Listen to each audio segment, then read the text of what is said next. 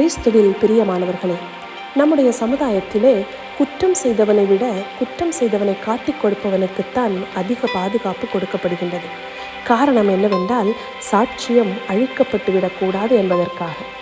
இன்றைய நற்செய்தியிலும் யூதாஸ் இயேசுவை காட்டிக் கொடுக்கும் செயலில் 2 கருத்துக்களை நாம் கவனிக்க வேண்டும்.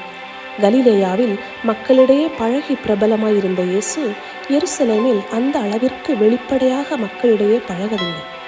இயேசுவை எதற்காக காட்டிக் கொடுக்க முயல்கின்றான் என்றால், யூதாஸ் எதிர்பார்த்த அளவிற்கு இயேசு இல்லை. மற்றொரு காரணம் காசு. இயேசுவின் செயல்பாடுகள் யூதாஸின் நோக்கத்திலிருந்து முற்றிலும் மாறுபட்டதாக இருந்ததால் இயேசுவை காட்டிக் கொடுக்க முன்வந்திருக்கலாம் என்று விவிலிய அறிஞர்கள் கூறுகின்றார்கள். நாம் பல நேரங்களில் மற்றவர்களின் தவறினை சுட்டி காட்டுகின்றோம். எப்போது நமது தவறுகளை இயேசுவிடம் காட்டிக் கொடுக்க போகின்றோம்? சிந்திப்போம், வாழ்வாக்குவோம்.